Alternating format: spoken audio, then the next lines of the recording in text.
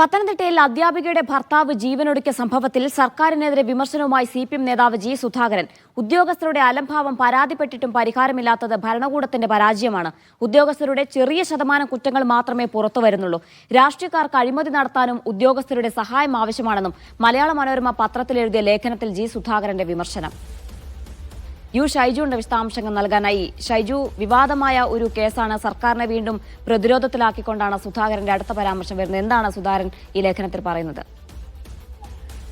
അധികാരികളാണ് ഉത്തരവാദികൾ എന്ന തലക്കെട്ടോടു കൂടിയാണ് മലയാള മനോരമയിൽ നോട്ടം എന്ന് പേരിട്ടിരിക്കുന്ന കോളത്തിൽ ജി സുധാകരൻ എഴുതിയിരിക്കുന്നത്. പത്തനംതിട്ടയിലുണ്ടായ സംഭവം അത് ഉദ്യോഗസ്ഥരുടെ അലംഭാവമാണ്. പരാതിപ്പെട്ടിട്ടും ഉദ്യോഗസ്ഥരെ നിയന്ത്രിക്കാൻ കഴിയുന്നില്ല എങ്കിൽ അത് ഭരണകൂടത്തിന്റെ പ്രധാനപ്പെട്ട പരാജയമാണ് എന്ന് പറയേണ്ടി വരും.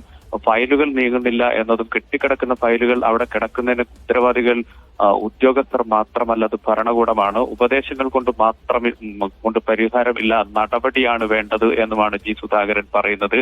വളരെ പരോക്ഷമായി സംസ്ഥാന ഭരണകൂടത്തെ ഫയലിന്റെ പേരിൽ പോലും അദ്ദേഹം നേർക്കുനേരെ വിമർശിക്കുന്നു എന്നതാണ് ഈ ലേഖനത്തിന്റെ പ്രത്യേകത. ജീന, ഷാജി, പ്രത്യക്ഷമായ ഒരു വിമർശനം സർക്കാരിനെതിരെ ഉയർത്തിയിരിക്കുന്നു എന്നാണ് മനസ്സിലാകുന്നത്. അങ്ങനെയാണെങ്കിൽ ഇത് അടുത്ത പോരിലേക്ക്, സർക്കാരും സുധാകരനും തമ്മിലുള്ള ഒരു പോരിലേക്ക് മാറാനൊരു സാധ്യതയുണ്ടല്ലേ?